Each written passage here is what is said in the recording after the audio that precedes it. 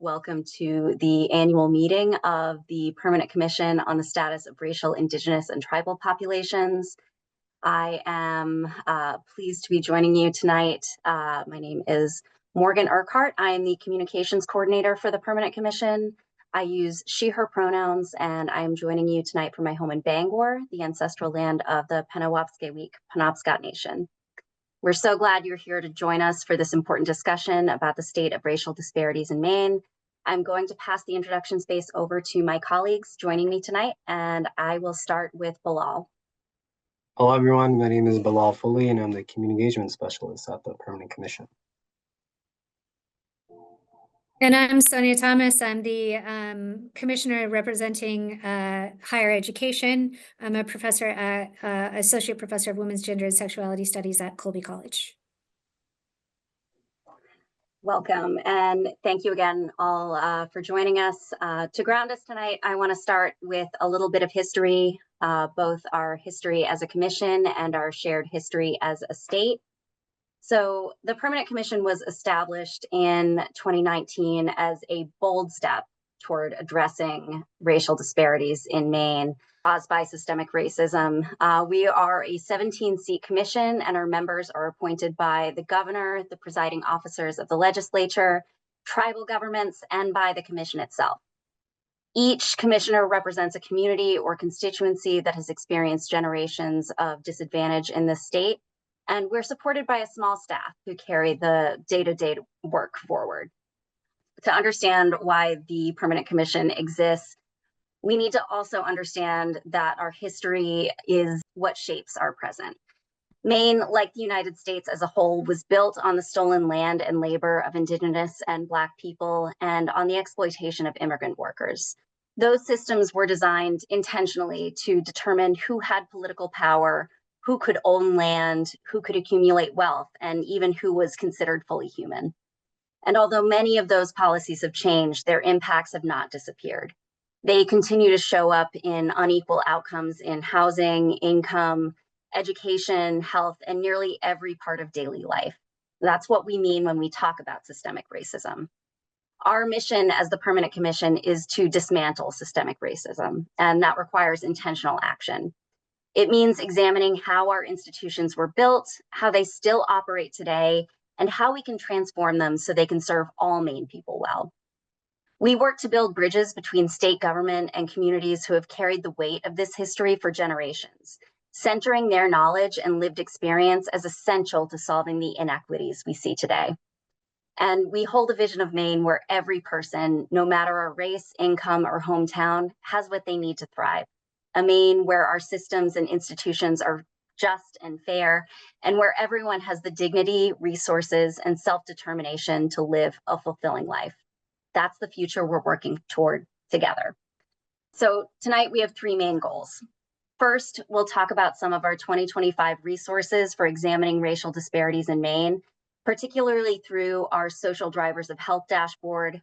Next, we're going to talk a little bit about data justice, a theme that has been resonating with many of us doing this work in the state this past year. Third, we'll talk briefly about our work supporting community-based organizations, both financially and in terms of building broader networks of folks across Maine doing work to uplift our communities. And throughout the presentation, we'll have interactive surveys and open-ended polls to learn more about how you think the Permanent Commission can advance our mission, including other areas of focus to examine, spaces where we can be supporting creative community-led solutions, and any areas you think deserve more attention. At the end of the webinar, we'll share a form that you can use to send us any additional comments. So as we shift into the next part of the presentation, I want to ground us in why we look at racial disparities in the first place. Everyone in Maine, regardless of race, income, or zip code, deserves the chance to live a full and healthy life. But today, our reality is still shaped by systems that were never designed for all of us to live the way life should be. The Permanent Commission's work is to ask why. How does the past shape the injustice of the present? What are the connections between racial disparities and the gaps we see between rural communities and cities? And how can the choices we make today create a future where all of us can thrive? The Social Drivers of Health Dashboard and the State of Racial Disparities report are tools that we've published to help ask those questions. And the Data Justice Report tells us that data can reveal patterns, but data alone doesn't tell the full story. The missing context, lived experience, is where history, policy, and power come into focus. These resources help us see how injustice shows up in health, education, the economy, and our communities. They measure disparities, but we understand them as starting points for deeper questions. Why do these gaps exist? What stories reveal how these barriers compound across generations? And why are the rules of the game still written to benefit the few instead of the many? The Permanent Commission's work is to make these truths visible and undeniable, and to help Mainers see that change is both necessary and possible. We name where systems are failing, lift up stories of community strength and resilience, and offer a vision of what Maine could be if our institutions truly served all of us. This is not just about data, it's about power. Who has it, how it's used, and how it can be shared more fairly. The story we tell is one of accountability, belonging, and transformation. Our goal is that when we look toward Maine's future, we don't see a repetition of old harms. We see the possibility of a state where everyone, no matter their race, income, or background, has what they need to thrive. So the racial disparities we see in Maine affect many things, including our health. This is why the Permanent Commission is interested in the social drivers of health, the systems and conditions that shape our ability to live full and healthy lives. You can visit our Social Drivers of Health dashboard by scanning the QR code on the screen or visiting our website. These aren't about individual choices or personal behaviors. They're about the environments we live in, the opportunities we have access to, and the rules and structures that shape those opportunities. The food we can afford, the air we breathe, the safety of our housing, the strength of our social connections, access to transportation and education, all of these things are powerful predictors of health and well-being. They determine whether we can stay healthy, whether we can earn a stable income, and whether our families can thrive. And because these drivers are systemic, the disparities we see in them are systemic too. When a community has fewer healthcare providers, fewer safe housing options, underfunded schools, or limited access to transportation, that's not about individual choices. It's about the systems around them. For the Permanent Commission, the social drivers of health are essential because they help us connect the dots. They show us how policies, infrastructure, and public systems shape life outcomes, and how those patterns differ for communities across Maine. This is why our Social Drivers of Health dashboard focuses on systems, not personal responsibility. It helps us shift the conversation from what are people doing to what conditions are people being asked to survive in. Understanding these drivers is the first step towards understanding the deeper questions that guide our work. Why do these conditions differ so sharply across communities? How did they come to be this way? And what could it take to build systems that support every Mainer's ability to thrive? So one of the core social drivers of health is economic stability, the systems and conditions that determine whether people can meet their basic needs, build security, and plan for the future. Economic stability is a broad concept. So to understand it, we look at proxy variables, indicators that help us see patterns in a system that's otherwise hard to measure directly. Things like median income, unemployment rate, cost burden for renters, access to health, to childcare, and poverty rates. These aren't perfect representations of the whole picture, but they give us important clues about how economic conditions are shaping people's lives across different communities. The data we do have, in this case from the American Community Survey, allows us to understand not just where economic instability exists, but how it intersects with race, geography, and policy decisions. For example, we can look at whether income gaps are widening or narrowing over time, whether rent burden is rising faster in some regions than others, or how unemployment trends differ across racial groups or counties. This kind of data helps us ask deeper, more important questions. Why are these patterns appearing? What historical or policy decisions led us here? And what would it take for economic stability to be a shared reality, not something that depends on race, income, or zip code? The goal isn't just to report numbers. It's to use those numbers to understand the systems behind them and to illuminate where change is needed. Another key social driver of health is educational access, which includes not only schooling, but all the systems and conditions that shape how people learn, grow, and prepare for future opportunities. When we analyze racial disparities in education, we often rely on comparisons across racial groups. These comparisons can be incredibly useful. They reveal patterns around graduation rates, access to early childhood education, post-secondary enrollment, and other opportunities that set the stage for long-term well-being. But these comparisons alone come with real challenges. Racial categories are blunt tools. They can obscure important differences within communities, and they can lead to conclusions that don't reflect people's lived realities until we interpret them with care. That's why one of our goals with this dashboard is not to let the data speak for itself. The data doesn't speak, we do. And our responsibility is to interpret it in ways that are accurate, respectful, and grounded in history and context. So as you explore this section of the dashboard, you'll notice two things that help with that. First, you can hover over each bar or data point to see more detailed information, metadata that helps explain what you're actually looking at. And second, the narrative text on the left provides context for the analysis. It helps understand why these disparities appear, what historical or structural factors may be contributing to them, and what questions the data should prompt us to ask next. Because the goal here isn't just to show differences, it's to understand why those differences exist and how they connect to broader systems that shape opportunity in Maine. The next social driver of health we examine is healthcare access. And we define this much more broadly than traditional medical care. Healthcare access is about whether people have what they need to maintain health in the first place.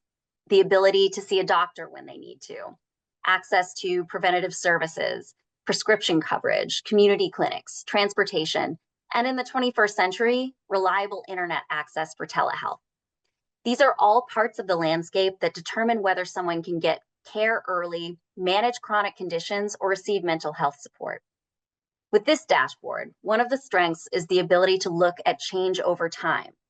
Instead of focusing on a single year as a snapshot, we can see whether conditions are improving, worsening, or staying the same, both overall and for specific racial groups. The patterns we're most interested in monitoring fall into three categories. First, places where things are improving statewide over time. That's important because it helps us understand where investments or policy changes may be working. Second, areas where conditions are getting worse. Those are early warning signals that something in the system isn't meeting the needs of Maine people. And third, the places where disparities across racial groups remain essentially unchanged for long periods. When gaps stay the same year after year, even as the overall numbers move, that's a strong indicator that a persistent systemic issue, not a blip in the same pool. These long-term patterns help us ask deeper questions. Why are these disparities so durable? What structural barriers are maintaining them? And what changes would be needed to disrupt those patterns and create equitable access to care across all communities? So another social driver of health that's essential to understanding well-being in Maine is social and community context, the networks, supports, and conditions that shape people's sense of safety, belonging, and connection. This includes civic participation, experiences of discrimination, community safety, social isolation, and access to support systems. These factors may feel less visible than economic or healthcare data, but they are just as central to understanding health outcomes. And not only do we have the ability to look at differences across groups, we have the opportunity to compare Maine's patterns to the national average. These comparisons help us identify two important kinds of signals. First, places where disparities in Maine are amplified relative to national patterns. So if a gap between racial groups is wider here than it is nationally, that's a prompt to ask what systems, policies, or conditions in Maine might be contributing to that difference. Second, cases where patterns across racial groups in Maine look meaningfully different from the national data. So maybe disparities appear in different directions, or the spread across groups is narrower or wider than what we see nationally. Those differences matter because they often reveal something unique about Maine's demographics, geography, or institutional landscape. This kind of comparison helps us understand whether an issue is part of a broader national trend or whether something specific to Maine systems might be contributing to the inequity. Again, the goal isn't to let the numbers sit on the page. It's to use them to ask better questions about how people experience life in our communities and how systems either support or undermine a sense of connection, safety, and belonging. So the last social driver of health we highlight in this section is neighborhood and built environment, the physical surroundings that shape our daily lives. This includes access to safe and affordable housing, transportation infrastructure, environmental quality, proximity to jobs and services, walkability, and even things like street lighting or green space. These conditions matter because where we live determines so much about what we can access and what barriers we face. And those patterns aren't random. They reflect decades of planning decisions, zoning choices, transportation investments, and land use policies. In other words, these are spatial dimensions of injustice, patterns on the map that reveal how opportunity, risk, and public investment have been unevenly distributed across communities. Understanding these spatial patterns is incredibly important for policy. It helps us ask which communities face consistent environmental burdens. Where is housing instability concentrated? Where are transportation gaps limiting access to work or healthcare? And where do we see long-term underinvestment that parallels racial or economic inequities? For those who want to explore these questions more deeply, we encourage you to use our Mapping Maine Communities resource. You can access it using the QR code on this slide. It's a powerful tool that allows you to see these disparities geographically, helping us move from understanding that disparities exist to understanding where and why they show up, which is one of the most important steps toward building policy solutions that actually meet community needs. One of the reasons we built this dashboard is to help make visible the systems that shape people's everyday lives. Things like housing, education, transportation, healthcare access, and community connection. These aren't random factors. They're the conditions that make it either possible or impossible for people to thrive. So when you share what you're seeing in your own communities, it helps us understand how those systems are playing out on the ground. Data can show us trends, but it can't tell us why a particular barrier is hitting harder over time or why some solutions are working in one place but not in another. So as you submit your responses, think about the drivers that matter most where you live, the conditions that help people stay healthy, connected, and supported, and the places where the system is falling short. Lived experience fills in the gaps that numbers can't reach. And the more we can connect your insights with what we're seeing in the data, the clearer the picture becomes about what Maine communities need and where the Permanent Commission can apply our work moving forward. I am so excited that we're getting a lot of great feedback.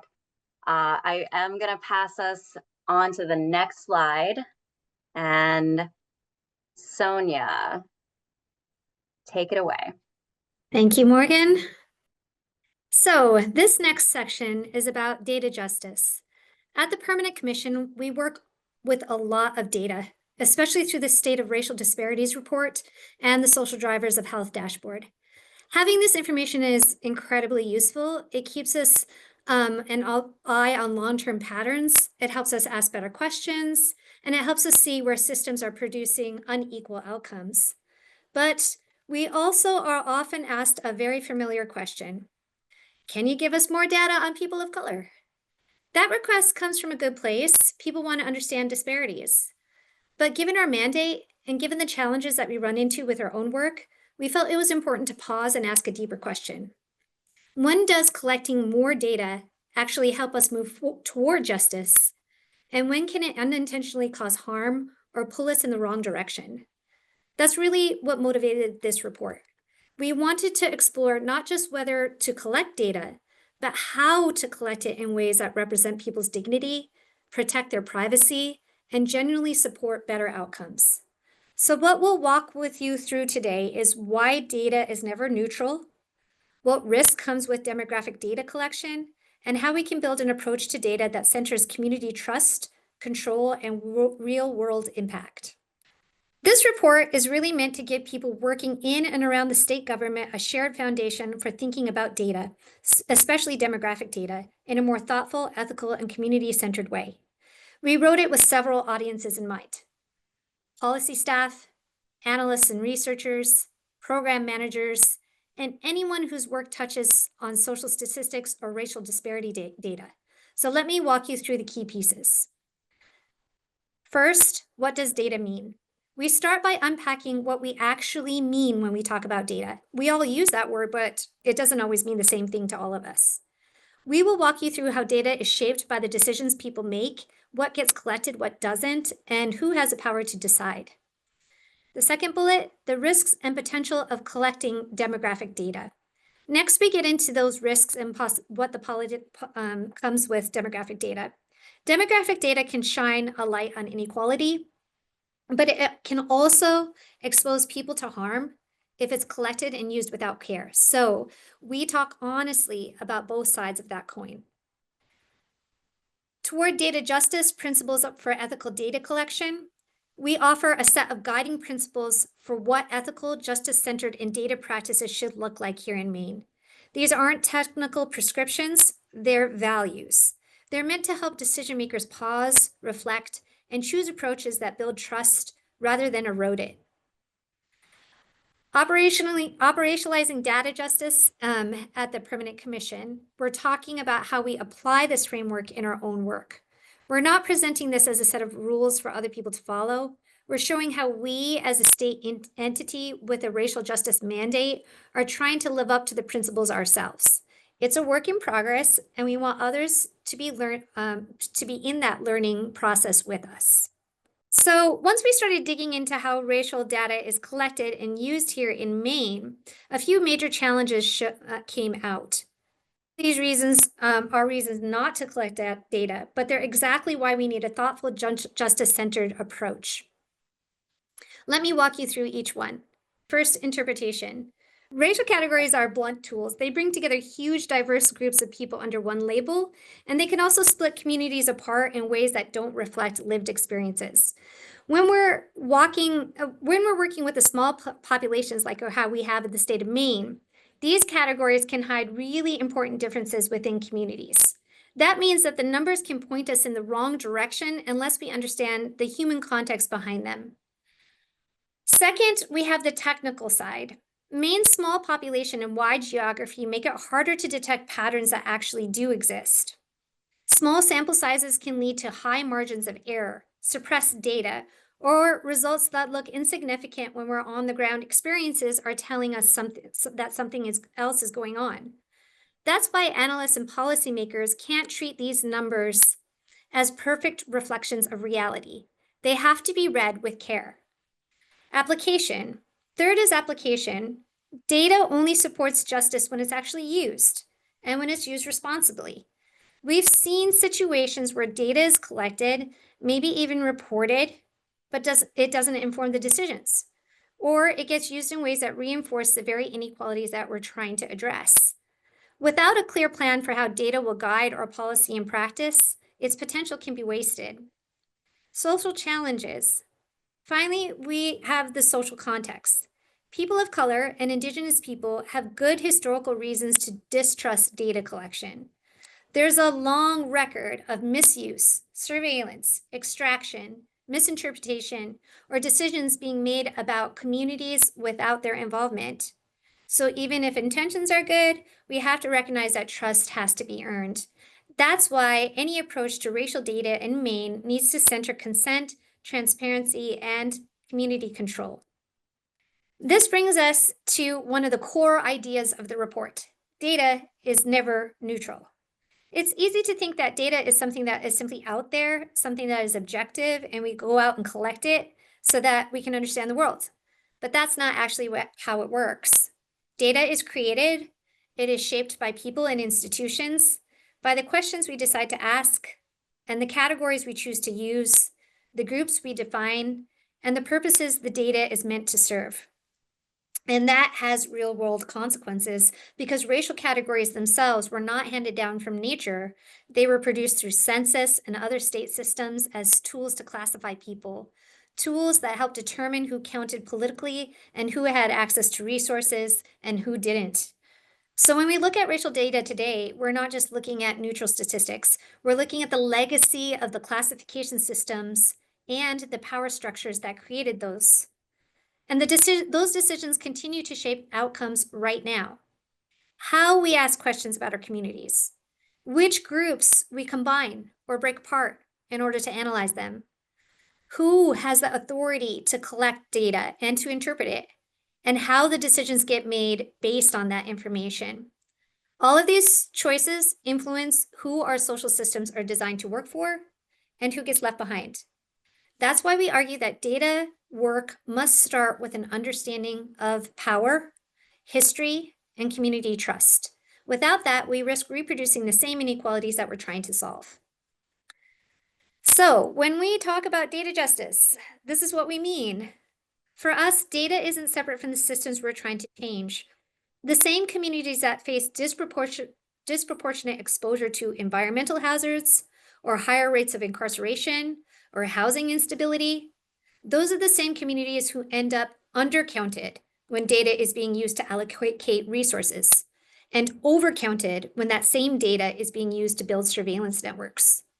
That's why data justice requires us to think differently about how we collect data, when we collect it, and what stories we tell with it. Our framework has 4 key commitments. First, we start with institutions, not scrutinizing impacted communities. First, our research starts with a critical analysis of institutions, not with trying to diagnose what's wrong with communities. When communities tells us that something is happening, whether it's discrimination or a lack of access or harm, they don't need to statistically prove it before we believe them. Our job is to examine the systems producing those experiences, not to question the credibility of the people living with them. Second, we collect data when we know exactly how it will be used. If we are collecting data about people, especially people of color, we have the responsibility to know exactly how that data will be used and how it will advance justice. And just as important, we can't say how the data will be used. If we can't say how that data is going to be used, we don't collect it. More data is not inherently better. 3, we shift power by supporting communities to collect and control their own data. We focus on empowering communities to collect their data and share findings with us, rather than the commission holding or controlling everything. This aligns with data sovereignty principles that are especially important in work with Wabanaki tribal nations. But the underlying idea applies widely. Communities should have the authority over their own knowledge. 4, we use a mixed method approach. Yes, relying on existing data sets, census data, agency statistics, but we never treat those numbers as a whole story. We pair them with interviews, community conversations, and lived experiences so that decision-making is grounded in the deeper context and not just in proof of harm.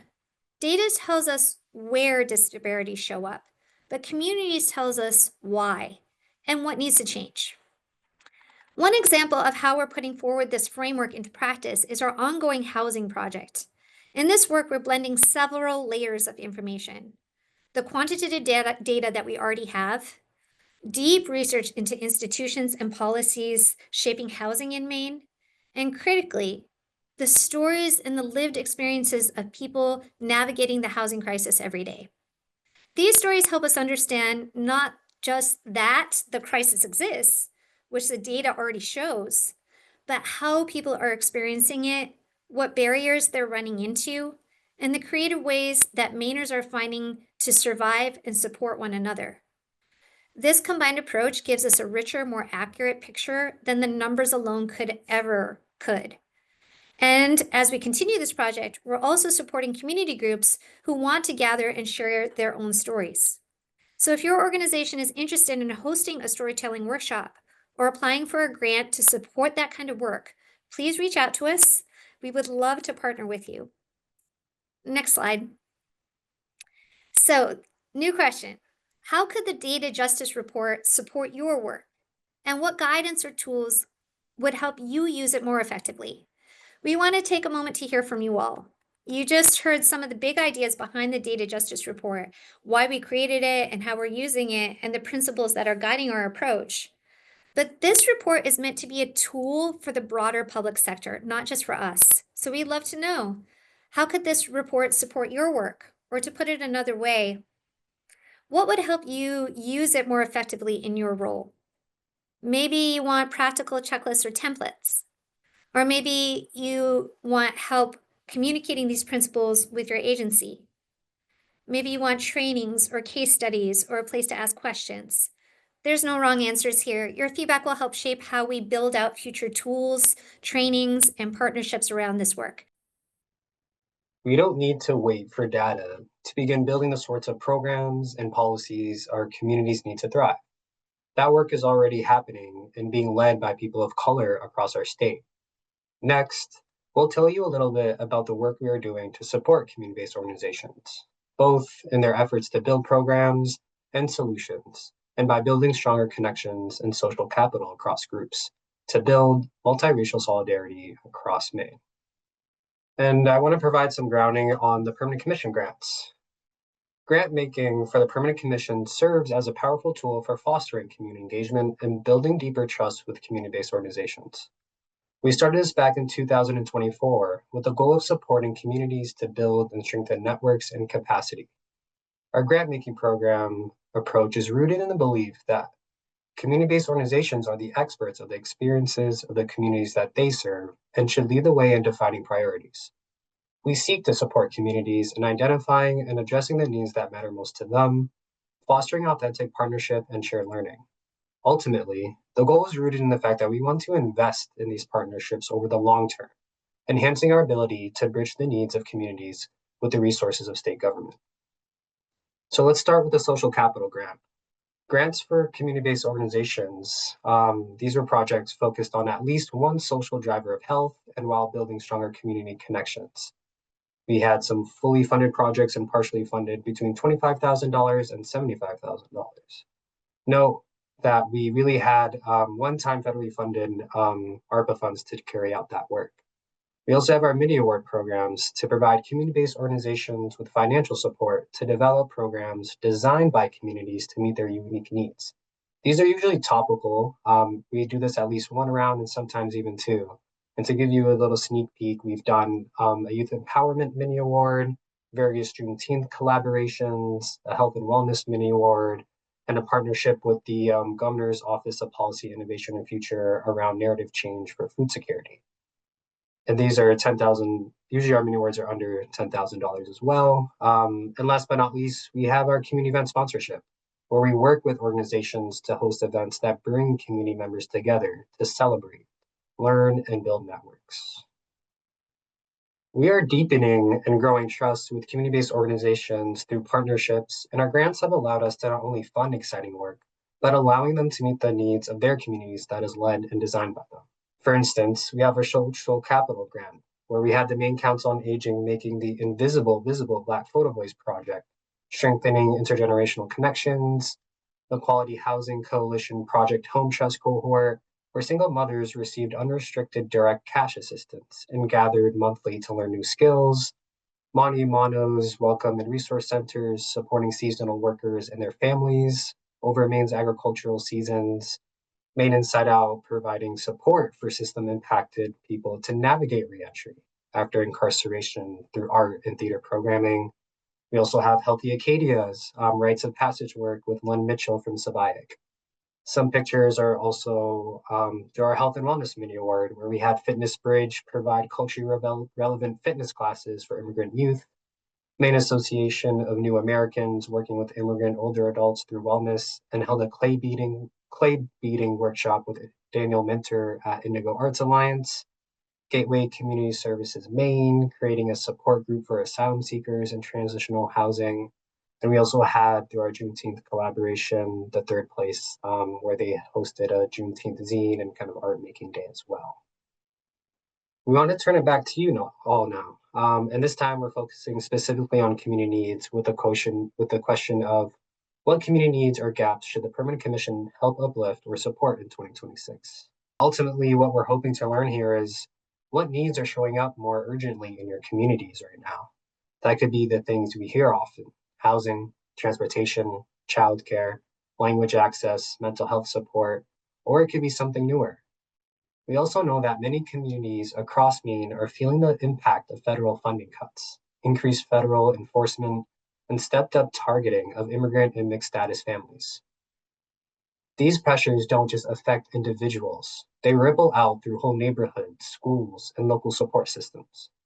If you're seeing those impacts play out on the ground, we want to understand where the gaps are and what people need to stay safe and stable.